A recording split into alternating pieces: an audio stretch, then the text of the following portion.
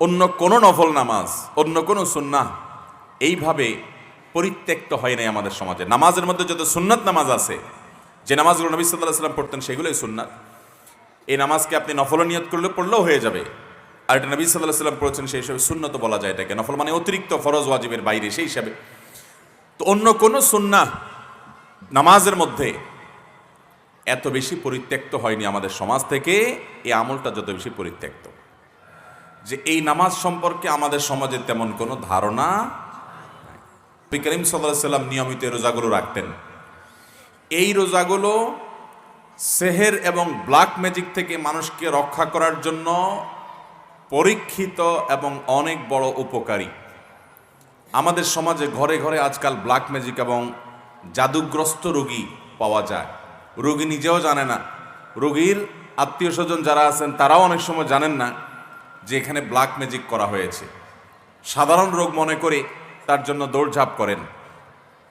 এই ব্ল্যাক ম্যাজিকের রোগীদের চিকিৎসার জন্য এই দিনগুলোতে রোজা রাখার কোনো বিকল্প নাই। আর যারা সেফে থাকতে চান, নিরাপদে থাকতে চান, ব্ল্যাক ম্যাজিক কাজ করবে না। কেউ শত্রুতা করে আপনার বিরুদ্ধে ব্ল্যাক ম্যাজিক করবে, কালো জাদু করবে, তাবিজ কবজ কবিরাজ দিয়ে আপনার ক্ষতি করার চেষ্টা করবে, আপনার কোনো ক্ষতি করতে পারবে না। সকাল সন্ধ্যার দোয়াগুলো পড়বেন আর সেই সাথে এই দিনগুলোতে রোজা রাখবেন। তো সাহাবীকে নবী করিম সাল্লাল্লাহু আলাইহি ওয়াসাল্লাম রোজা রাখতে বলেছেন, নামাজ যেন আমি কখনো না ছাড়ি। নবী সাল্লাল্লাহু আলাইহি ওয়াসাল্লাম আমাকে ওসিয়ত করেছেন। ওসিয়ত সাধারণ উপদেশ না, ওসিয়ত হলো মনের গভীর থেকে নিংড়ানো উপদেশ, যেটা কখনো ছাড়বা না। পরম আপনজনদেরকে মানুষ ওসিয়ত করে। নবী সাল্লাল্লাহু আলাইহি ওয়াসাল্লাম তার সাহাবীকে ওসিয়ত করেছেন যে প্রতি মাসে 3 দিন নফল রোজা রাখা, এটা ছাড়বা না। আর চাশতের নামাজ কখনো ছাড়বা না। এই হাজার হাজার মানুষের সমাবেশ, না হলেও 30-40 হাজার মানুষ হবে। এত মানুষের মধ্যে মাত্র 2 জন লোক হাত তুলেছেন। নবী করিম সাল্লাল্লাহু আলাইহি ওয়াসাল্লাম যেটা সাহাবীকে ওসিয়ত করে গেছেন, এই চাশতের নামাজ কি, এর সম্পর্কে যদি আমি এখন প্রশ্ন রাখি, 80% মানুষ আমার ধারণা এটা বলতেই পারবে না যে এটা কোন নামাজ কখন পড়ে। আর এই কারণে এই বিলুপ্ত হয়ে যাওয়া আমলটিকে পুনর্জীবন দেওয়ার জন্য, পুনঃপ্রতিষ্ঠা করার জন্য আমি এই বিষয়ে কথা বলতে চাই। আল্লাহ রাব্বুল আলামিন আমাদেরকে এটা পুনরায় প্রতিষ্ঠা করার তৌফিক দান করুন। তৃতীয় যে ওসিয়ত করেছেন নবী সাল্লাল্লাহু আলাইহি ওয়াসাল্লাম তাকে, সেটা হলো ওয়ানাউমুন আলা বিত্রিন, এবং বিতরের নামাজ পড়ে যেন আমি রাতে শুই। যারা তাহাজ্জুদ পড়বে নিশ্চিত আছেন বা প্রবল সম্ভাবনা আছে, জোরালো তার সম্ভাবনা আছে, তারা তাহাজ্জুদের পরে বিতির পড়বেন, ঠিক আছে। কিন্তু বিতির পড়তে পারি কি না এ ব্যাপারে যদি সিউরিটি না থাকে, প্রবল নিশ্চয়তা না থাকে, তাহলে সেক্ষেত্রে বিতির পড়ে রাতে ঘুমোতে হবে। সেটাকে বিলম্ব করা যাবে না, বাদ দেওয়া যাবে না। নবী সাল্লাল্লাহু আলাইহি ওয়াসাল্লাম সে ওসিয়ত করেছেন। সহিহ মুসলিমের হাদিস আম্মা আয়েশা রাদিয়াল্লাহু আনহা থেকে বর্ণিত হয়েছে, তিনি বলেছেন, কানান নবী সাল্লাল্লাহু আলাইহি ওয়াসাল্লাম ইউসাল্লি দুহা 4 ওয়া ইয়াজিদু মা শা। নবী সাল্লাল্লাহু আলাইহি ওয়াসাল্লাম প্রতিদিন 4 রাকাত চাশতের নামাজ পড়তেন, আবার কখনো কখনো তার চাইতে বেশিও পড়তেন, যতটুকু মনে চায়। অনেক বর্ণনা থেকে 8 রাকাত পর্যন্ত পাওয়া যায়। 4 রাকাতের বেশি 6 রাকাত হতে পারে, 8 রাকাতও হতে পারে। এই হাদিস থেকে বোঝা যায় যে 4 রাকাত তিনি অবশ্যই পড়তেন, এর বেশি কখনো কখনো 8 রাকাতও পড়তেন, 6 রাকাতও পড়তেন। সহিহ মুসলিমের হাদিসে আসছে, আবু যর গিফারী রাদিয়াল্লাহু তাআলা বর্ণনা করেছেন, নবী করিম সাল্লাল্লাহু আলাইহি ওয়াসাল্লাম বলেছেন, আল্লাহ রাব্বুল আলামিন আমাদের শরীরে যতগুলো অঙ্গ প্রত্যঙ্গ দিয়েছেন, যতগুলো জোড়া দিয়েছেন, এই প্রত্যেকটি জয়েন্ট, এই প্রত্যেকটি জোড়া আল্লাহর পক্ষ থেকে অনেক বড় অনুগ্রহ। প্রতিদিন এই জোড়া ঠিক থাকার কারণে আমরা মুভমেন্ট ঠিক মতো করতে পারছি, চলাফেরা ঠিক মতো করতে পারছি, অসুবিধা হচ্ছে না। এই যে আল্লাহ তাআলার এত বিশাল বড় নেয়ামত আমরা লাভ করতে পারলাম, সেজন্য প্রতিটি জোড়া, প্রতিটি অঙ্গের তরফ থেকে প্রতিদিন আমাদের সাদাকা করা উচিত। আমরা একবার সুবহানাল্লাহ বললে একটি জোড়া, একটা জয়েন্টের পক্ষ থেকে, অঙ্গের পক্ষ থেকে সাদাকা হয়, এর পক্ষ থেকে আল্লাহর শুকরিয়া আদায় করা হয়। একবার আলহামদুলিল্লাহ বললে, একবার সুবহানাল্লাহ বললে, একবার আল্লাহু আকবার বললে, একটা ভালো কাজ করলে, একটু দান সাদাকা করলে, কাউকে অন্যায় কাজ থেকে বাধা দিলে, কাউকে কোনো ভালো কাজের নির্দেশ করলে, এই প্রত্যেকটি ভালো কাজ মানুষের প্রতিটা শরীরের প্রতিটি জয়েন্ট থেকে সাদাকা হয়। এই যে মানুষের শরীরের শত শত জয়েন্ট, এই জয়েন্ট এবং জোড়া এই অঙ্গ প্রত্যঙ্গগুলো থেকে প্রত্যেকটি থেকে আলাদা আলাদা করে প্রতিদিন যদি সাদাকা দিতে হয় তাহলে কি পরিমাণ নেকামল করা লাগবে। এ হাদিসে নবী সাল্লাল্লাহু আলাইহি ওয়াসাল্লাম বলেছেন, মানুষের শরীরের প্রতিটি জয়েন্ট জোড়া প্রতিটি অঙ্গ প্রত্যঙ্গ থেকে একটি কাজ প্রত্যেকটি তরফ থেকে সাদাকা করার, শুকরিয়া আদায় করার কাজ করে দেয়। সেটা হলো যদি কেউ সলাতুদ দুহা বা চাশতের নামাজ পড়ে তাহলে এই একটি কাজ তার শরীরের সমস্ত জয়েন্টের তরফ থেকে সাদাকা হয়ে যায়। মোহতারাম হাজরিন, এই সালাতুদ দুহা বা চাশতের নামাজের সম্পর্কে তিরমিজির বর্ণনায় আসছে নবী করিম সাল্লাল্লাহু আলাইহি সাল্লাম বলেছেন যে আল্লাহ রাব্বুল আলামিন হাদিসে কুদসিতে বলেছেন, ইয়াবনা আদম, হে আদম সন্তান, এর কালি আউয়ালান নাহারে আরবাআন, তোমরা দিনের শুরুতে 4 রাকাত নামাজ পড়ো আমাকে সন্তুষ্ট করবার জন্য। এটা আল্লাহ বলছেন। আকফিকা আখিরাহু, তাহলে তোমাকে আমি দিনের শেষ পর্যন্ত পরিপূর্ণ সময়টাতে আমি যথেষ্ট হয়ে যাব সকল ক্ষতি থেকে বাঁচাবার জন্য। এই 4 রাকাত নামাজ সালাতুদ দুহা, যেটাকে আমরা চাশতের নামাজও বলি। নবী আলাইহিস সালাম অন্য হাদিসে বলেছেন, লা ইউহাফিযু আলা সালাতিদ দুহা ইল্লা আওয়াব, যারা আল্লাহর দিকে ধাবিত, আল্লাহর দিকে অগ্রসর, এলিট শ্রেণীর মুসলমান, সাধারণ শ্রেণী না, একেবারে সর্বোচ্চ মর্যাদার সর্বোচ্চ শ্রেণীর আপার ক্লাসের মুসলমান, যারা এই আপার ক্লাসের মুসলমান, তাদের কাজ হলো আল্লাহর পথে ধাবিত তারা থাকে, আল্লাহর দিকে ঝুঁকে থাকে, আল্লাহর দিকে অগ্রসর থাকে। এই আওয়াব শ্রেণীর বান্দা আপার ক্লাসের মুসলমানদের আমল হলো চাশতের নামাজ। এটা সাধারণ মুসলমানরা পারে না। এই জন্য নবী সাল্লাল্লাহু আলাইহি ওয়াসাল্লাম এটার নাম দিচ্ছেন ওয়াহিয়া সলাতুল আওয়াবিন। এটা হলো আওয়াবিনের নামাজ, অর্থাৎ আল্লাহর দিকে যারা ধাবিত থাকে তাদের নামাজ সলাতুদ দুহা। এই নামাজটা কখন পড়তে হয়? এই নামাজটা পড়তে হয় সূর্য যখন তেতে যায়, সূর্যের উত্তাপে যখন বালি মাটি একটু গরম হতে লাগে, তখন থেকে নিয়ে জোহরের ওয়াক্ত হওয়ার আগ পর্যন্ত। এটা গরমের সিজনে এক টাইম হয়, শীতের সিজনে আরেক টাইম হয়। কারণ গরমের সময় সূর্য এক সময় উঠে, শীতের সময় সূর্য আরেক সময় উঠে। আনুমানিক বেশিরভাগ সিজনে দেখবেন আপনি 8টা সাড়ে 8টার পর থেকে নিয়ে আপনার জোহরের আগ পর্যন্ত এই টাইমটাতে বালু তেতে যায়। কখনো একটু দেরি হয়, 9টা বাজে, বা কখনো একটু আগে হয়। তো এই 9টা, 10টা, সাড়ে 10টা এই টাইমগুলোতে জোহরের ওয়াক্ত হওয়ার আগ পর্যন্ত 4 রাকাত নামাজ। কোনো কোনো বর্ণায় অবশ্য 2 রাকাতের কথা বলা হয়েছে, কিন্তু বেশিরভাগ বর্ণায় 4 রাকাতের কথা বলা হয়েছে। আবার অনেক বর্ণায় 8 রাকাতের কথা বর্ণিত হয়েছে। 2 রাকাত করে পড়তে পারেন। সলাতুল লাইলি ওয়ান নাহারি মাসনা মাসনা, নবী সাল্লাল্লাহু আলাইহি ওয়াসাল্লাম বলেছেন রাত এবং দিনের নামাজ হলো 2 রাকাত করে, নফল নামাজগুলো 2 রাকাত করে পড়ে উত্তম। যাই হোক, অনেক উলামা ইকরাম 4 রাকাত একসাথে করার কথাও বলেন। 2টা আকওয়াল আছে আমাদের মধ্যে, 2টা কওলি আছে। যাই হোক, তো চাশতের নামাজ হিসাবে আপনি 9টা 10টার দিকে কমপক্ষে 4 রাকাত নামাজ পড়বেন। কোনো সূরা নির্ধারিত নাই, যেই কোনো সূরা দিয়ে পড়তে পারেন, সূরা ফাতিহার সাথে আরেকটা সূরা মিলিয়ে। এরপরে আপনি অন্য সব নামাজের যে নিয়ম আছে ঠিক একই নিয়ম, বিশেষ কোনো নিয়ত নাই। আমি সলাতুদ দুহা পড়তেছি, চাশতের নামাজ পড়তেছি, যে নামাজ আমার পুরো শরীরের প্রতিটি অঙ্গ প্রত্যঙ্গ প্রতিটি জয়েন্ট জোড়া থেকে এই নামাজটাই যথেষ্ট হয়ে যাবে, আমি সেই নামাজ পড়ছি। যে নামাজ পড়ার জন্য নবী সাল্লাল্লাহু আলাইহি সাল্লাম একজন নয় বেশ কয়েকজন সাহাবীকে ডেকে ডেকে আলাদা করে ওসিয়ত করেছেন। ওসিয়ত আর সাধারণ নসিহত উপদেশ এক জিনিস না। নবী সাল্লাল্লাহু আলাইহি সাল্লাম ওসিয়ত করেছেন। ওসিয়ত সাধারণত বলা হয় কোনো ব্যক্তি তার মৃত্যুর পরেও যেন কোনো কাজ করা হয় সে সম্পর্কে যে উপদেশ দিয়ে যায়, গাইডলাইন দিয়ে যায়, ওটার নাম ওসিয়ত। এটা মানুষ একান্ত আপনজনকে করে। আমাদের প্রাণের নবী সাল্লাল্লাহু আলাইহি সাল্লাম তার একাধিক সাহাবীকে, বেশ কয়েকজন সাহাবীকে ওসিয়ত করে গেছেন যে এই নামাজ কখনো ছাড়বা না। যে নামাজ নবী সাল্লাল্লাহু আলাইহি সাল্লাম সাহাবীদেরকে ওসিয়ত করে গেছেন আদায় করার জন্য, এই 40-50 হাজার মানুষের এত বিশাল সমাবেশে 5 জন মানুষও পাওয়া যায়নি সেই নামাজটা আমরা পড়ি। এই নামাজটা ভাইরা আমার নিয়মিত পড়তে না পারি, অন্তত সপ্তাহে 1-2 দিন হলেও, মাঝে মধ্যে হলেও আদায় করবো ইনশাআল্লাহ। ভাইরা আমার, এই সমস্ত নফল নামাজগুলো ফরজ নামাজের ঘাটতি পূরণ করবে। কিয়ামতের ময়দানে 5 ওয়াক্ত ফরজ নামাজ তো পড়তেই হবে প্রতিদিন। এই নামাজ যদি ত্রুটি বিচ্ছুতি দেখা যায়, নফল নামাজ দিয়ে আল্লাহ রাব্বুল আলামিন ফরজের ঘাটতিগুলো পূরণ করবেন। বিশেষ করে এই সমস্ত নফল নামাজের এহতেমাম, এগুলোর গুরুত্ব যখন মুসলমানরা দিতে থাকবে, তখন আল্লাহর সাথে তাদের একটা বিশেষ সম্পর্ক হবে। আজকে আল্লাহর সাথে আমাদের কোনো সম্পর্ক নাই, আমরা দোয়া করি মনোযোগ নাই, নামাজ পড়ি মনোযোগ নাই, স্বাদ পাই না, তৃপ্তি পাই না, আল্লাহর সাথে কোনো কানেকশন নাই। আল্লাহর সাথে কথা বলে একটা তৃপ্তি আছে ভাই। আপনি যদি তাহাজ্জুদ পড়তে ভোর রাতে উঠেন, আপনি যদি চোখের পানি ফেলে আল্লাহর সাথে একটু কথা বলেন, আপনি অনুভব করবেন যে পৃথিবীতে সবচাইতে সুখকর সময়গুলো আপনি পার করছেন আল্লাহর সাথে কথা বলতে গিয়ে, আল্লাহর কাছে তওবা করতে গিয়ে। এমনকি আল্লাহর ভয়ে আপনি কাঁদছেন, সেটাও আপনার কাছে উপভোগ্য হবে যদি আপনি তাহাজ্জুদের সময় কেঁদে দেখেন। তাহাজ্জুদ পড়ার সময় ঘুম থেকে উঠে নিরালা এবং নিরিবিলি পরিবেশে যখন একাকী 2 রাকাত 4 রাকাত নামাজ পড়ে সিজদায় এবং দুহাত প্রসারিত করে আল্লাহর কাছে দোয়া করেন। আল্লাহ তাআলা আমাদেরকে এই গুরুত্বপূর্ণ আমলগুলোকে সারা জীবন আঁকড়ে ধরে রাখার তৌফিক দান করুন। চেষ্টা করবো তো ইনশাআল্লাহ। ভাইরা আমার, এই চারটার নামাজ সালাতুদ দুহা, এটা আমাদের সমাজে সবচেয়ে বেশি কঠিন হয়ে গেছে। এর বিশেষ কারণ একটি, যে আমাদের 9টা 10টা এটা হলো কাজের ভয়ঙ্কর সময়, অফিসে দৌড় দেওয়ার সময়, মহিলাদের রান্না বাড়া পুরোদমে করার সময়, ছেলে মেয়েদের স্কুল কলেজে যাওয়ার সময়।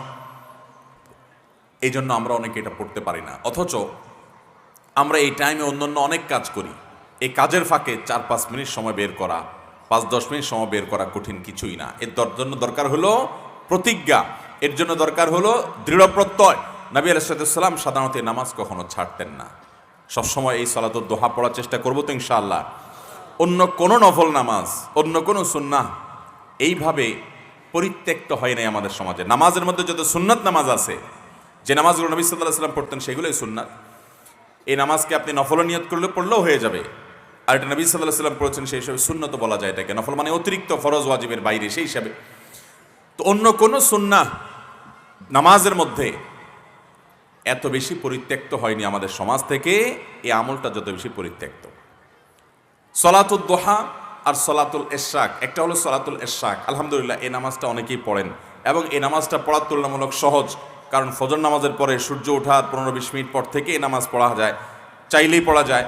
2 রাকাত 4 রাকাত নামাজ পড়া যায় যদি ফজর নামাজের পরে কেউ নিজ জায়গায় বসে থেকে জিকির আজকার তাসবিহ তেলাওয়াত ইত্যাদি করতে থাকে, এবং এরপরে সূর্য ওঠার কিছুক্ষণ পর অর্থাৎ 20 মিনিট পর যদি কেউ এই নামাজ পড়ে সলাতুল ইশরাক, তো আল্লাহ রাব্বুল আলামিন তাকে একটা পরিপূর্ণ, আল্লাহর কাছে পূর্ণাঙ্গ হজের সওয়াব আল্লাহ তাআলা দান করেন। পরিপূর্ণ আল্লাহ রাব্বুল আলামিন বাইতুল্লাহ জিয়ারতের সওয়াব আল্লাহ তাআলা তাকে দান করবেন। অতএব ভাইরা আমার, এই সালাতুদ দুহা সালাতুল ইশরাক আদায় করবো তো ইনশাআল্লাহ। অনেক মুহাক্কিক উলামা ইকরাম সালাতুদ দুহা আর ইশরাককে একই নামাজ বলেছেন, তবে নবী রাসূল সাল্লাল্লাহু আলাইহি ওয়াসাল্লাম হাদিস থেকে দেখলে বোঝা যায় যে সালাতুল ইশরাকটা হলো সূর্য ওঠার পর 20 মিনিট পরেই, আর সালাতুদ দুহাটা হলো আরও কিছুক্ষণ পরে। তাহলে দুইটাকে আলাদা করে পড়লে আমাদের আমলের পরিমাণও বাড়লো এবং বিভিন্ন হাদিস থেকে সেটি বোঝাও যায়। বিধায় চারটার নামাজটা, সালাতুদ দুহার নামাজটা আমরা 9টা 10টার দিকে পড়বো, চেষ্টা করবো তো ইনশাআল্লাহ। কারা কারা নিয়ত করেছেন যে অন্তত মাঝে মধ্যে হলেও পড়বেন, দাঁড়ান, হাত তোলেন। আল্লাহ তাআলা আমাদের সমস্ত হাতগুলা কবুল আর মঞ্জুর করুন। আল্লাহ আমাদের সবাইকে আমল করার তৌফিক দান করুন। জাযাকুমুল্লাহু খায়রা। আমি আলোচনা যে করলাম, এই আলোচনার ফাঁকে ফাঁকে অনেক হাদিস বলেছি, অনেকগুলো কথা বলেছি। এগুলো আমি কিন্তু একটু পরে প্রশ্নোত্তর শেষে আপনাদেরকে জিজ্ঞাসা করব। শুধুমাত্র ওয়াজ করে চলে যাওয়া পাবলিক আমি না। আমার কথা ওয়াজ কতটা শুনছেন আমাকে আবার ফিডব্যাক দিতে হবে, এমনকি প্রশ্নোত্তরে যা বলবো সেগুলোও আপনাদেরকে উত্তর দিতে হবে। তাহলে ইনশাআল্লাহ আমরা আমার আলোচনা এবং প্রশ্নোত্তর শেষে আমরা একটা কম্পিটিশনের ব্যবস্থা করব, প্রতিযোগিতা। যারা ভালো করে মনোযোগ দিয়ে কথা শুনেছেন, সঠিক প্রশ্ন উত্তর দিতে পারবেন, তাদের জন্য পুরস্কার নিয়ে আসছি। আমি পুরস্কার দেবো ইনশাআল্লাহ। পুরস্কার নিতে রাজি আছেন তো সবাই? রেডি থাকেন সবাই ইনশাআল্লাহ।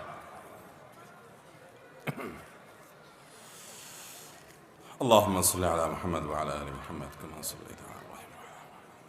ভাই, অনেকগুলো প্রশ্ন আছে, আমরা ইনশাআল্লাহ সবচেয়ে বেশি প্রশ্ন উত্তর দেওয়ার চেষ্টা করব, কারণ আলোচনা আমি দীর্ঘায়িত করি নাই, ছোট্ট বিষয়ের উপর আলোচনা করেছি যাতে করে বেশি প্রশ্ন উত্তর দেওয়া যায়, কারণ সব দরকারি।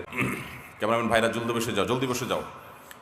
2 রাকাত বা 3 রাকাত নামাজ পড়ার পর যদি কাশির সাথে 1-2 ফোঁটা পেশাব বের হয়ে যায়, তাহলে নামাজ হবে কিনা?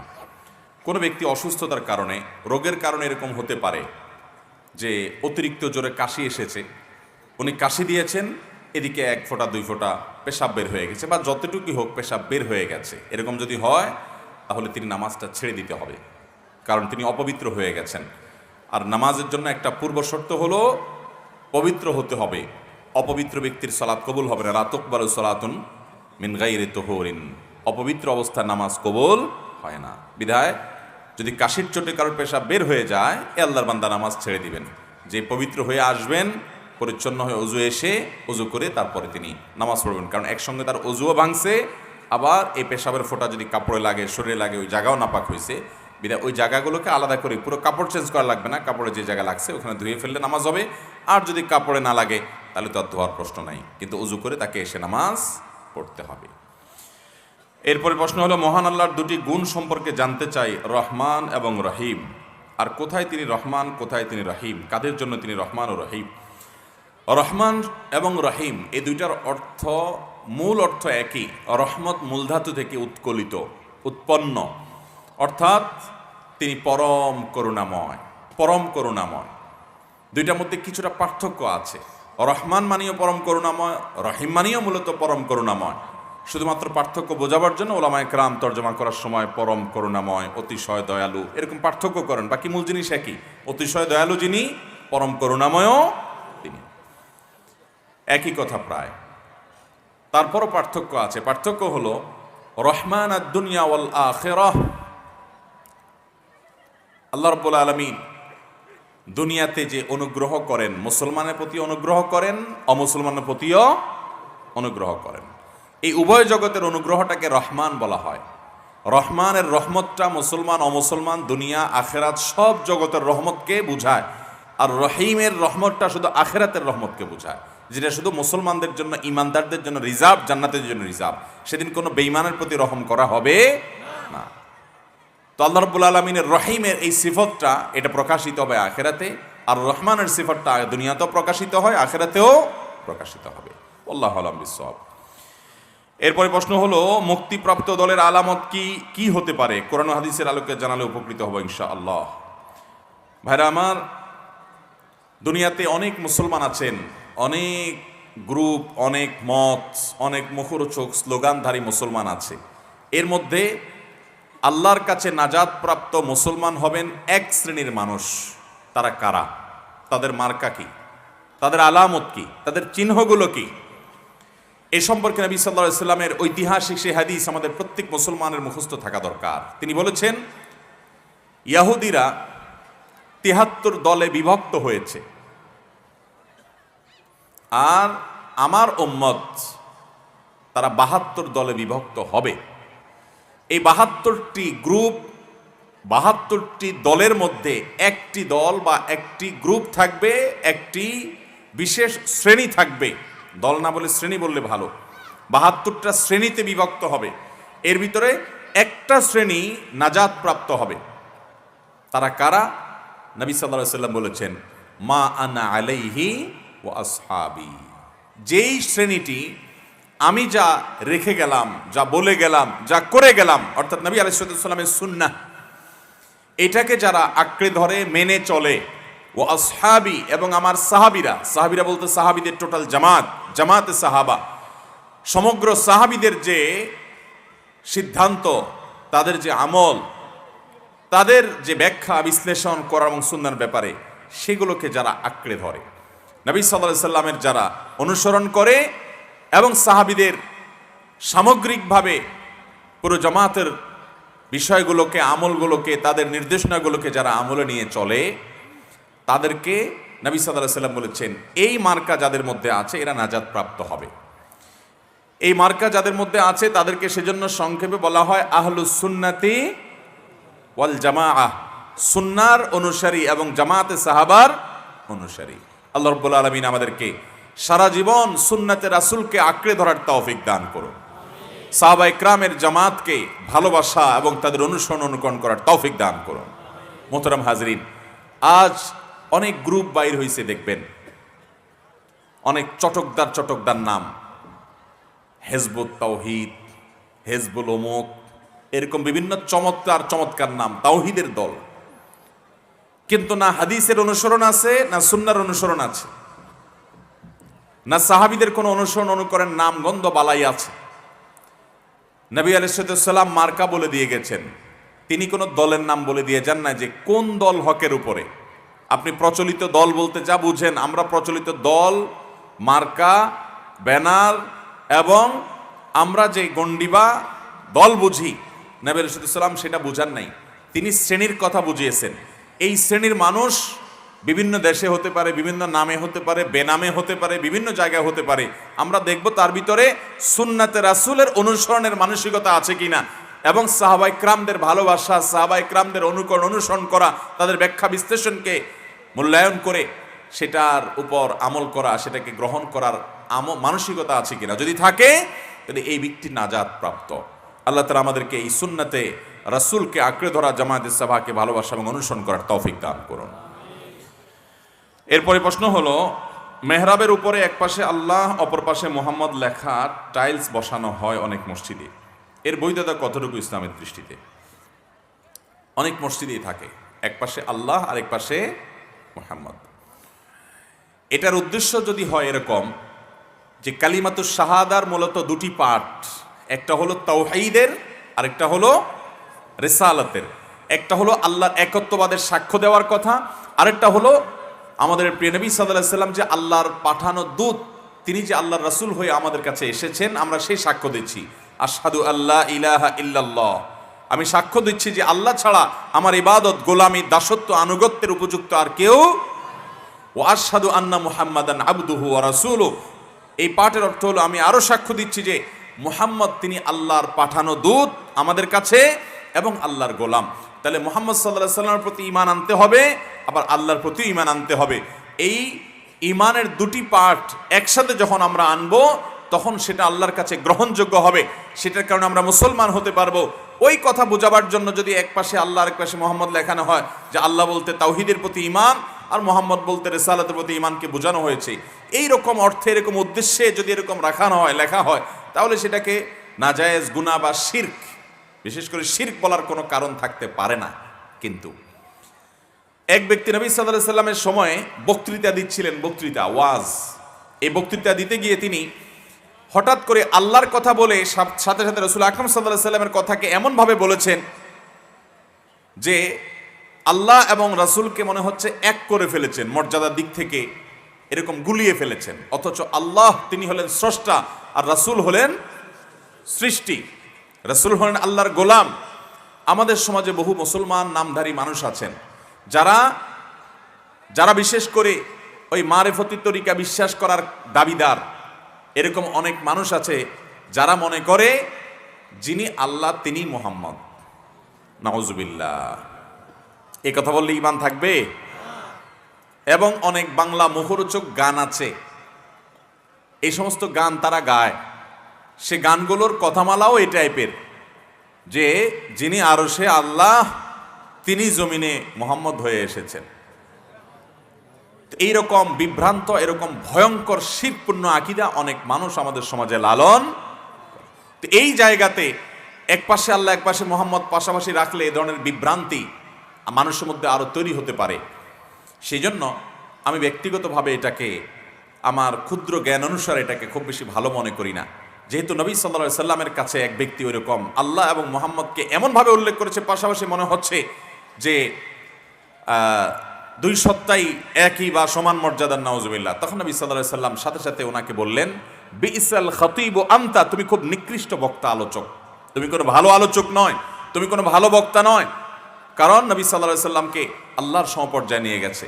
এবং বুখারীর হাদিসে তিনি বলেছেন, লা তুতরুনি কামা আতরাতিন নাসারা ইবনে মারইয়াম, খ্রিস্টানরা যেরকম ঈসা আলাইহিস সালামকে মর্যাদা দিতে গিয়ে, তার সম্মান বর্ণনা করতে গিয়ে তাকে সীমালঙ্ঘন করতে করতে একেবারে আল্লাহর পরিবার, আল্লাহর পুত্র বানিয়ে দিয়েছে, অথচ আল্লাহ তাআলা সেগুলো থেকে পাক। আল্লাহর কোনো পরিবার, সন্তান, সন্ততির প্রয়োজন।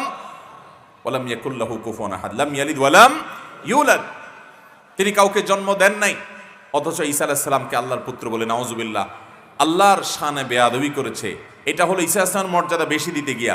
নবীজি সাল্লাল্লাহু আলাইহি সাল্লাম আমাদেরকে সাবধান করেছেন, খ্রিস্টানরা যেরকম ঈসা আলাইহিস সালামের মর্যাদা বেশি দিতে গিয়ে সীমা লঙ্ঘন করে ফেলেছে, খবরদার তোমরা আমার মর্যাদা বর্ণনা করো, কিন্তু বর্ণনা করতে গিয়ে সীমা লঙ্ঘন করে আমাকে আল্লাহর পর্যায়ে নিয়ে যাবা না। তো সেজন্য আল্লাহ এবং মুহাম্মদ পাশাপাশি এরকম লিখে এই সন্দেহ, এই সংশয় বা এই বিভ্রান্তির উদ্রেক করা উচিত নয় যে আল্লাহ এবং মুহাম্মদ সমান সত্তা বা পাশাপাশি উল্লেখ করে আমরা এটা যদি বোঝাতে চাই যে নাউজুবিল্লাহ, যারা বিশ্বাস করে যিনি আল্লাহ তিনি মুহাম্মদ, এরকম কিছু, তাহলে সেটা বিভ্রান্তি। কিন্তু আমি যেটা বলেছি শুরুতে, আমাদের সমাজের বেশিরভাগ মানুষই আলহামদুলিল্লাহ এই বিভ্রান্ত এবং এই শিরকপূর্ণ আকীদা বিশ্বাস করে না। সেই জায়গা থেকে ওই যে ইন্ডিকেট বা ইঙ্গিতের জন্য, তাওহীদের প্রতি ঈমানের জন্য আল্লাহ আর রিসালার প্রতি ঈমান বোঝানোর জন্য মুহাম্মদ উল্লেখ করলেন। কিন্তু আমার কত এটার দরকারটা কি? আপনার যদি কালিমায়ে শাহাদা লিখতে মনে চায় তো কালিমা শাহাদা লিখতে তো 2 মাইল জায়গা যা লাগে না। আপনার যেটুকু জায়গা আছে ওইটুকুর মধ্যে পুরো কালিমা শাহাদা আপনি লিখে ফেলতে পারেন। আল্লাহ বলে আপনি কি বুঝাইছেন, মোহাম্মদ বলে আপনি কি বুঝাইছেন, এখানে কি বিভ্রান্তির সম্ভাবনা আছে কি নাই, এই সমস্ত সন্দেহের রাস্তা রাখার দরকারটা কি? এই জন্য এইভাবে আলাদা করে না লিখে পরিপূর্ণ কালিমায়ে শাহাদা লিখে ফেলান, সেটা অবশ্যই প্রশংসনীয়। কথা কি বুঝাতে পারছি? অতএব মসজিদগুলোতে সেটা মেহরাবে হোক বাহিরে হোক লিখলে পুরো কালিমায়ে শাহাদা লিখে ফেলবেন, ওইটাই উত্তম। এই জাতীয় ইন্ডিকেটমূলক ব্যাখ্যা ভালো হতে পারে মন্দ হতে পারে, এই জাতীয় বিষয়গুলোকে অ্যাভয়েড করে আপনি সরাসরি কালিমায়ে শাহাদাতটা লিখে ফেলবেন। এবং এরকম সংক্ষিপ্ত আকারে সংশয় তৈরি হতে পারে, বিভ্রান্তি তৈরি হতে পারে, এরকম কিছু লিখবেন না। আল্লাহ তাআলা আমাদেরকে বোঝার তৌফিক দান করুন। আরেকটা গুরুত্বপূর্ণ বিষয় হলো মসজিদের মেহরাবে এবং মসজিদের সামনের দেয়াল যেটা কেবলার সাইডে থাকে, এখানে খুব বেশি লেখাজোখা, খুব বেশি আপনার জাঁকজমকপূর্ণ কিছু রাখাও সুন্নাহর খেলাফ।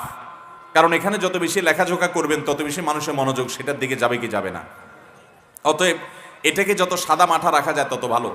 অনেক মসজিদ আছে যে মসজিদে মসজিদ কমিটিতে যারা আছেন তারা তো আসলে মসজিদের আদব, মসজিদের শিষ্টাচার, মসজিদের আহকাম, মসজিদের সম্মান কিভাবে হয়, অসম্মান কিভাবে হয়, এগুলো জানেনও না।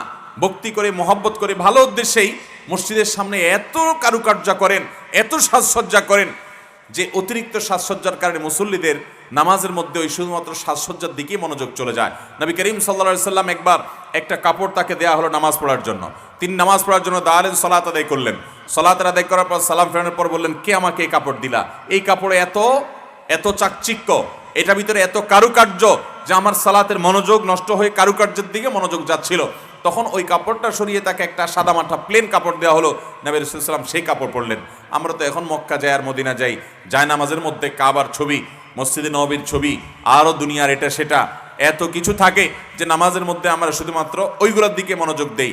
প্লেন যায় নামাজে আপনি যখন নামাজ পড়বেন, প্লেন জায়গাতে নামাজ পড়বেন, সামনে আপনার মনোযোগ নষ্ট হতে পারে এমন কিছু যদি না থাকে, তখন আপনি দেখবেন নামাজের মধ্যে এক রকমের অভূতপূর্ণ এক গাম্ভীর্য এসেছে, আল্লাহর প্রতি মনোযোগ এসেছে। আমরা সেটা বুঝি না। অতএব মসজিদের একেবারে সামনে চোখে পড়ে যায় নামাজের সময় এরকম সামনে তেমন কিছু খুব বেশি জিনিস চাকচিক্যপূর্ণ রাখা উচিত নয়। লেখাজোকাও অপ্রয়োজনে থাকা উচিত নয়। হ্যাঁ, অনেক উপরে আছে, দেখা যায় না নামাজে দাঁড়ালে, সেটা ভিন্ন কথা। অনেক মসজিদে দেখবেন মেহরাবের সামনে কাবার ছবি লাগানো আছে, দেখছেন? মেহরাবের সামনে ইমাম সাহেবের একেবারে চোখ পড়বে গিয়ে ওই জায়গাটাতে কাবার ছবি টাঙানো আছে।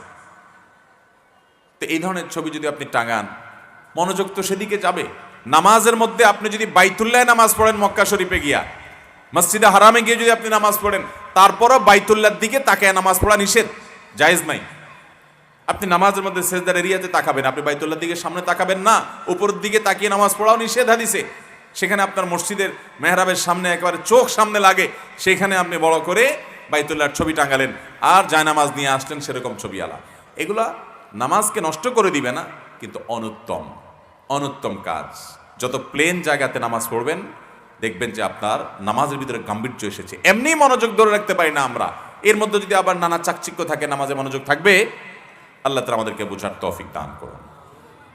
এরপরে প্রশ্ন হলো, আমি তাফসির বিভাগ নিয়ে কামিল করেছি। বিভিন্ন তাফসির গ্রন্থ নিয়ে অধ্যয়ন করার সময় মুফাসসিরগণের ভিন্ন মতামত যা আমার পছন্দ নয়, এমন ক্ষেত্রে তাদের প্রতি অবজ্ঞা বা বিদ্রুপমূলক মনোভাব তৈরি হয়। এগুলো পাপ হবে কিনা, কিভাবে বাঁচতে পারি এ থেকে? দেখুন, অনেক হাদিস বিশ্লেষক এবং কোরআনে কারীমের তাফসির কারক, তাদের অনেক মত আছে, যে মতগুলো শোনার পর একজন ছাত্র হিসাবে, শিক্ষার্থী হিসাবে আমাদের কাছে অনেক সময় মনে হয় যে এত এত সাদামাঠা কথা, এত সাধারণ কথা, এত অযৌক্তিক কথা বলতে পারেন। এরকম অনেক ওলামায়ে কেরামের অনেক আকওয়াল আছে, তাফাররুদাত আছে, তার হাজার হাজার ব্যাখ্যা আছে, হাজার হাজার আয়াতের ব্যাখ্যা তিনি, শত শত আয়াতের ব্যাখ্যা তিনি করেছেন। কিন্তু কোন একটার ব্যাখ্যা হয়তো আমার কাছে খুব বেশি অসুন্দর মনে হতে পারে, তাই বলে তার প্রতি অবজ্ঞা বা অশ্রদ্ধার মানসিকতা আসা উচিত নয়। আমি যেটাকে অযৌক্তিক মনে করছি, আল্লাহর এলেমে সেটা যৌক্তিক হতেও পারে, আমি তো জবর কেটে বলতে পারি না, আমার মনে হচ্ছে অযৌক্তিক, সেজন্য আমি এটা গ্রহণ করলাম না, বা অন্যান্য ওলামায়ে কেরামটা গ্রহণ করলেন না, সেটা মারজুহ বা অগ্রহণযোগ্য মত থাকলো, তাই বলে আমি অবজ্ঞা করব না। তারপর নিজের অজান্তে অনিচ্ছাকৃতভাবে এই মতের প্রতি যে তাচ্ছিল্য ভাব আসে, যে না এটা কোনো মত হলো না, এটাকে আমি ইগনোর করে গেলাম, তাচ্ছিল্য না বলে বলতে পারি এটাকে ইগনোর করে গেলাম, এটাকে আমি পাত্তা দিলাম না, এর কারণে গুনাহ হবে না। কিন্তু আমার ভিতরে যদি অবজ্ঞা আসে, অশ্রদ্ধা আসে, যে উনি কেমন মানুষ, এটা কেমন কথা হলো, তাহলে এটা আমার সীমাবদ্ধতা, এটা আমার ত্রুটি, এটা আমার বিচ্যুতি। একজন মুহাক্কিক আলেম, তার কোনো মত আমার কাছে অপছন্দনীয় হতেই পারে, তাই বলে তার প্রতি অশ্রদ্ধা এটা মনের ভিতরে আনা যাবে না। আনলে এটা নিজের ত্রুটি, ইস্তেগফার করতে হবে আল্লাহর কাছে। তবে নিজের অজান্তে এরকম কিছু আসলে গুনাহ হবে না, তারপর সংগ্রাম করতে হবে, নিজের সাথে চেষ্টা করতে হবে যাতে করে এরকম অশ্রদ্ধা না আসে। কোন তাফসির গ্রন্থ বিশুদ্ধ ও নির্ভরযোগ্য? আল্লামা জামাখশরীর তাফসিরে কাশফ কতটুকু নির্ভরযোগ্য? তাফসিরে কাশফ ছাড়া আরো বহু তাফসির আছে। তাফসির জগতে সবচেয়ে নির্ভরযোগ্য তাফসির এবং প্রসিদ্ধ তাফসিরগুলোর ভিতরে একটা হলো তাফসিরে ইবনে কাসির, তাফসিরে তবারি, তাফসিরে আপনার কুরতুবী, আর অনেক তাফসির আছে। এর ভিতরে আল্লামা জামাখশরীর তাফসিরে কাশফ, এই তাফসিরে কাশফে কোরআনের অসাধারণ অনেক নিগূঢ় রহস্যকে গবেষণা করে তিনি বের করে নিয়ে এসেছেন, যেটা অনেক মুফাসসিররা পারেন নাই। এই জন্য তাফসিরে কাশফের নিগূঢ় রহস্য এবং তত্ত্বগুলো আবিষ্কার করার ক্ষেত্রে অন্য সকল তাফসির থেকে এটা স্বতন্ত্র। কিন্তু যেহেতু তাফসিরে কাশফের রচয়িতা আল্লামা জামাখশরী একজন মুতাজিলা ছিলেন, এই জন্য ইমাম ইবনে তাইমিয়া, ইবনুল কাইয়িম, বিশ্ববিখ্যাত পরবর্তীকার বিভিন্ন ইমামগণ এই তাফসিরে কাশফের রচয়িতা আল্লামা জামাখশরী সম্পর্কে এবং তার এই তাফসিরে অনেকগুলো জায়গায় আহলে সুন্নাত জামাতের আকীদার পরিপন্থী অনেক কথা তিনি বলেছেন, সেগুলোর খণ্ডন করেছেন। যেমন মুতাজিলারা মনে করে কেউ যদি কাবিরা গুনাহ করে মারা যায় সে চিরকাল জাহান্নামে থাকবে, অথচ আহলে সুন্নাত জামাতের আকীদা এটা না, যদি সে ঈমানদার থাকে এবং কাবিরা গুনাহ করে মারা যায় আল্লাহ একসময় মাফ করে তাকে জান্নাতে দিতে পারেন। বিধায় এই তাফসিরের অন্য সব তাফসিরের মতো এখানকার কিছু আপত্তির জায়গা আছে, যেগুলো আহলে সুন্নাত জামাতের উলামায়ে কেরাম চিহ্নিত করেছেন, বাকিগুলো আপনি গ্রহণ করতে পারেন। এরপরে প্রশ্ন হলো স্মরণ শক্তি বৃদ্ধির জন্য কি করা দরকার? ছাত্রদের এই প্রশ্নটা সবচেয়ে বেশি থাকে। অবশ্য আজকাল ছাত্র বলে কোনো কথা নেই, সব বয়সের নারী পুরুষ আমাদের আজকাল কিছু মনে থাকে না। এই মনে না থাকার অন্যতম একটা কারণ হলো আমাদের এই ব্রেইনটাকে আমরা শত শত বেহুদা কাজে এঙ্গেজ করে ফেলছি, ঠিক না বেঠিক? মোবাইল ফোন, ফেসবুক, ইউটিউব সহ এত সব বেহুদা কাজ আমরা করি। এক একজনের ফেসবুকে ফ্রেন্ড লিস্টে 5,000 মানুষ, 5,000 বন্ধু যদি কারোর থাকে, এই লোকের জীবনে আর কিছু কাজ করাই তো সম্ভব না। এই বন্ধুর হক আদায় করতে করতে তো শেষ। এক বন্ধুর পোস্টে লাইক দেন নাই কেন, সে নাখুশ হয়ে গেছে। আরেক বন্ধু বললো আমার বিরুদ্ধে পোস্ট, সেখানে তুমি লাইক দিলা কেন, সে নাখুশ হয়ে গেছে। আরেকজন বললো তোমার পোস্টে আমি কমেন্ট দিয়ে আসলাম, তুমি আমার পোস্টে কেন দিলা না। আরেকজন বললো ইনবক্সে আমি নক করলাম, তুমি রিপ্লাই দিলে না কেন। এই বেহুদা কাজ করতে করতে দরকারি কাজ করার সময় আজকাল আমাদের সময়গুলো শয়তান এভাবে শেষ করে ফেলছে। মোবাইল এবং ফেসবুককে যদি আপনি নিয়ন্ত্রণ করতে না পারেন, তাহলে এটা ব্যবহার করাই আপনার জন্য জায়েজ নাই। এই মোবাইল ফোন যদি আপনাকে ডাইরেক্ট বানিয়ে ফেলে, আপনার সময় নষ্ট করে ফেলে, তাহলে এটার কারণে বরং আল্লাহর কাছে আপনার জবাবদিহি করা লাগতে পারে। বিধায় এগুলো থেকে বেঁচে থাকতে হবে। যাই হোক, স্মরণশক্তি বৃদ্ধি হওয়ার জন্য সর্বপ্রথম যে আমলটার কথা বলবো সেটা হলো তাকওয়া, আল্লাহর ভয়, হারাম কাজ থেকে বেঁচে থাকার প্রবণতা। এটা আপনার মধ্যে যদি খুব বেশি আনতে পারেন, তাহলে আপনাকে আল্লাহ রাব্বুল আলামিন স্মরণশক্তি বৃদ্ধি করাবেন, এলেম দান করবেন, জ্ঞান দান করবেন। আল্লাহ বলেছেন ওয়াত্তাকুল্লাহা ইউআল্লিমুকুমুল্লাহ, তোমরা আল্লাহকে ভয় করো, আল্লাহ তাআলা তোমাদেরকে এলিম দান করবেন।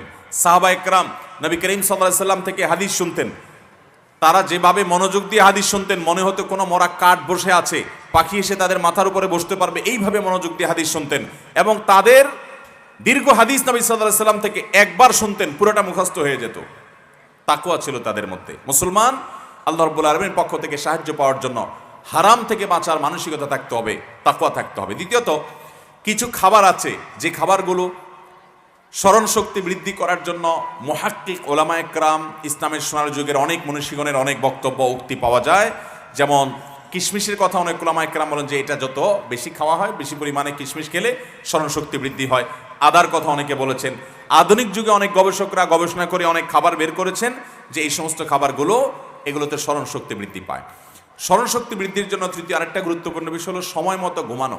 আমাদের বেশিরভাগ ছাত্ররা দেখবেন রাত 12টা 1টা 2টা পর্যন্ত বই পড়ে, এরপরে দেয় ঘুম, সকাল 9টায় উঠে ফজর নামাজ নাই।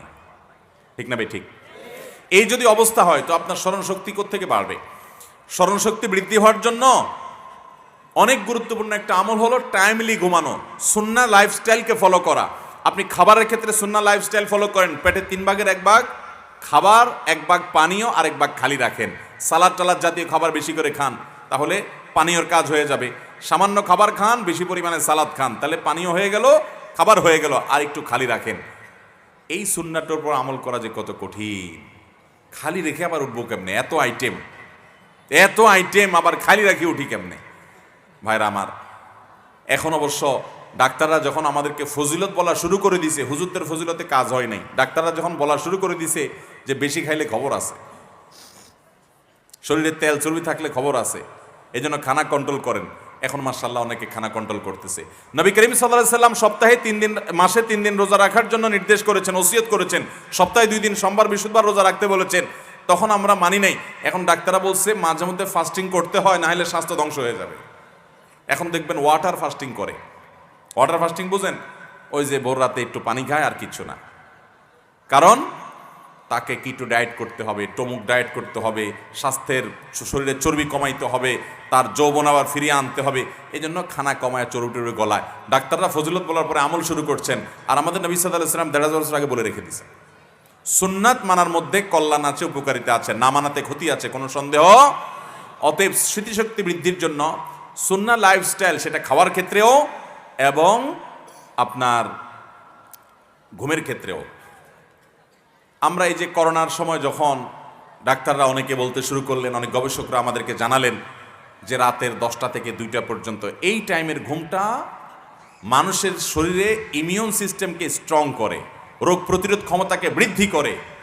তখন মাশাআল্লাহ অনেকেই দেখবেন যে করোনার সময় তাড়াতাড়ি রাত্রে শুয়ে যেত, কারণ মরার ভয়ে, করোনা ধরে ফেলবে, মরে যাবে, এই জন্য তাড়াতাড়ি ঘুমায় যেত। আর নবী করিম সাল্লাল্লাহু আলাইহি সাল্লাম সেই 1450 বছর আগে আমাদেরকে বলে গেছেন, রাতে এশার পরে আর কোনো আলাপ সালাপ না করে খুব দ্রুততার সাথে শুয়ে পড়ো, যাতে করে তুমি রাতভর ঘুমাতে পারো। রাতভর ঘুমালে কি হবে? মানুষের ব্রেইন সতেজ থাকবে, মানুষের স্মৃতিশক্তি বৃদ্ধি পাবে, সুস্থ থাকবে, শরীরে রোগ প্রতিরোধ ক্ষমতা বৃদ্ধি পাবে। এখন এত রোগ, এত হাসপাতাল দিন দিন বাড়তেছে, কিন্তু রোগীর সংখ্যা কমতেছে না, রোগীর সংখ্যা দিন দিন আরো। বাংলাদেশে মানুষের সংখ্যা, জনসংখ্যা দিন দিন সে হারে বাড়ছে না, যেই হারে হাসপাতালের সংখ্যা বাড়ছে। জনসংখ্যা কিন্তু আস্তে আস্তে কমছে, আমাদের প্রেডিকশন বলছে আরো কমে যাবে। অথচ হাসপাতালের সংখ্যা বাড়ছে, কিন্তু হাসপাতালের রোগীর ভিড় কমছে না, রোগীর ভিড় দিন দিন আরো বেড়ে চলেছে। এর অন্যতম একটা কারণ হলো আমরা সুন্নাহ সম্মত লাইফস্টাইল পরিহার করেছি। ভাইরা আমার, সেজন্য সুন্নাহ সম্মত লাইফস্টাইল গ্রহণ করবো তো ইনশাআল্লাহ। রাতে তাড়াতাড়ি শুয়ে পড়বেন। এই মোবাইল ফোন আমাদের জানের শত্রু হয়ে গেছে। 12টা 1টা পর্যন্ত 2 হাতে মোবাইল ধরে টিপতে টিপতে, মোবাইলের মোনাজাত করতে করতে আমাদের ঘুম আসে না। কিন্তু ফজরের সময় যখন উঠা দরকার, তখন দেখা যায় যে আর ঘুম ভাঙে না, শয়তান তখন ঘুম পাড়ায় দেয়। রাতের প্রথম প্রহরে তাড়াতাড়ি ঘুমায় পড়বেন, ভোরে উঠে পড়ালেখা করবেন। এদেশে যে হেফজখানা মাদ্রাসাগুলো আছে, আপনাদের এলাকায় হেফজখানা মাদ্রাসা আছে না নাই? একটু যায় দেখেন ছাত্ররা কখন পড়ে, জানেন? হাফেজ ছাত্ররা কখন পড়ে? এই 30 পারা কোরআন হাফেজ ছাত্রদের, মাত্র 7 বছর 8 বছরের পোলাপান, তাদের বুকে 30 পারা কোরআন আছে। আপনি চেষ্টা করে দেখেন তো 30 পারা তো দূরের কথা, 2 পারা মুখস্থ রাখতে পারেন কিনা? এই ছেলেরা, আপনি দাঁড়ায়া বলবেন 30 পারা শুনায় দাও। অনেক হাফেজ আছে আপনাকে সকালে ফজরের পরে দাঁড়াবে, রাত 10টা 11টা পর্যন্ত পুরো টাইম পড়তে থাকবে, মাঝখানে শুধু নামাজ পড়বে আর খাবে, ইস্তিনজা যাবে, টয়লেটে যাবে, আর পুরো টাইম পড়ে যাবে। 30 পারা একটানা শুনায় দিবে।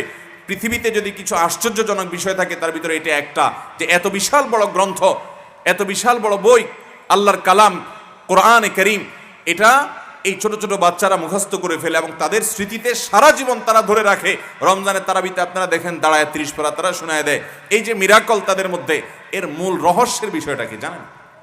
অন্যতম একটা, এটা তো কোরআনের জীবন্ত মুজিজা। এর একটা বিশেষ রহস্য এটাও যে এই শিক্ষার্থীরা, হাফেজরা মাদ্রাসাগুলোতে রাতে বেশি রাত করে পড়ে না, এশার পরে দ্রুততার সাথে তারা শুয়ে পড়ে, ওই ভোর রাতে উঠে যায়, তখন উঠে পড়ে। আপনি 2-4 দিন পরীক্ষা করে দেখেন, রাতে তাড়াতাড়ি ঘুমায় পড়েন, 6-7-8 ঘন্টা ঘুমান ভালো করে, ফ্রেশ হওয়ার পর ফজরের আজানের পরে উঠে যান, উঠার পর আপনি ওই ভোর রাতে একটু পড়তে বসেন বই নিয়ে, দেখবেন মাইন্ডটা কত ফ্রেশ, যেটা পড়বেন ওইটাই গেঁথে যাবে। স্মৃতিশক্তি ধরে রাখার জন্য এই সুন্নাহ লাইফস্টাইলে কোনো বিকল্প নেই। সেই সাথে অহেতুক বেহুদা কাজ ছেড়ে দিতে হবে। যত ফালতু কাজ ছাড়বেন তত বেশি স্মৃতিশক্তি আপনি ধরে রাখতে পারবেন। এখন আপনার মাথা কত কিছুতে এঙ্গেজ করবেন আপনি, আপনার ফেসবুক, আপনার ইউটিউব, আপনার টুইটার, আপনার টিকটক, আপনার ইমো, আপনার হোয়াটসঅ্যাপ, আরে বাপরে বাপ, এত কিছুর হক আদায় করতে করতে ইমোতে 10টা নোটিফিকেশন এসে আসে, হোয়াটসঅ্যাপে 15টা নোটিফিকেশন এসে আসে, ফেসবুকে 20টা এসে আসে, তারপরে আপনার ইউটিউব চ্যানেলে 20টা 50টা নোটিফিকেশন এসে আসে, একটা একটা করে চেক করলেন, এগুলোর হক আদায় করলেন। মা বাপ ভাই বোন, খাওয়া দাওয়া, কাজ কাম, পড়া লেখা, নামাজ রোজা, সেগুলো তো আছেই। এর বাইরে এই ফালতু ব্যস্ততা যদি এত থাকে তো আপনার ব্রেন কাজ করবে কোত্থেকে? আল্লাহ তাআলা আমাদেরকে অনর্থক এবং বেহুদা কাজগুলো থেকে বেরিয়ে আসার তৌফিক দান করুন। এরপরে প্রশ্ন হলো, বর্তমানে আমরা যুব সমাজ একটি জিনিসের প্রতি খুব বেশি অবহেলিত, সেটা হচ্ছে নামাজ ও দ্বীনের প্রতি। আর দুইটা জিনিসের প্রতি খুব বেশি আসক্ত, সেটা হচ্ছে নারী ও সিগারেট। উক্ত জিনিসগুলো শাস্তি ও মুক্তির উপায় সম্পর্কে বলুন। আমরা ইতিমধ্যে মোবাইলের কথা বলেছি, মোবাইলের আসক্তিটা সবচেয়ে বেশি। এটা ঠিক যে নামাজের প্রতি আমাদের আগ্রহ নাই। ভাইরা আমার, মুসলমানের কাছে আল্লাহর জমিনে নামাজের চাইতে গুরুত্বপূর্ণ আর কোনো কাজ নাই। নবী করিম সাল্লাল্লাহু আলাইহি সাল্লামের জীবনের শেষ ওসিয়ত কি ছিল জানেন? শেষ কথা, আসসালাহ আসসালাহ ওয়া মা মালাকাত আইমানুকুম। এই কথা বলতে বলতে দুনিয়া থেকে চলে গেছে। নামাজ এ ব্যাপারে তোমরা লক্ষ্য রাখবে। আমি মাহফিলে মঞ্চে আসার আগে খাচ্ছিলাম, এক ভাই পাশ থেকে বলছিলেন আজকে 50,000 মানুষ সবে আসছে, এর ভিতরে 1,000ও আগামীকাল ফজর নামাজ পড়বে কিনা আমার সন্দেহ। এটাই আল্লাহর বান্দা বলছেন। এখন তার এই কথাটাকে মিথ্যা প্রমাণ করতে পারেন আপনারা? কয়জন আছেন সত্যি আগামীকাল ফজরের নামাজ পড়বেন, জান যায় জীবন যাক, প্রতিজ্ঞা করছেন এই মজলিসে যে আজকে ফজর নামাজ পড়বই? কয়জন আছেন দেখি হাত তোলেন। সবাই? আল্লাহ তাআলা সবাইকে পড়ার তৌফিক দান করুন। মাশাআল্লাহ। এখানে যদি সবাই মুসলমান, নামাজ পড়া ছাড়া মুসলমান থাকার কোনো সুযোগ আছে? অতএব ফজর নামাজ পড়বেন ভাইরা আমার। ফজর নামাজ পড়ার জন্য আপনাকে রাতে তাড়াতাড়ি শুইতে হবে। এই নামাজের প্রতি অবহেলা, মোবাইল ফোনের প্রতি আসক্তি, এগুলো আমাদের ধ্বংস ডেকে আনবে। আল্লাহ আমাদের বোঝার তৌফিক দান করুন।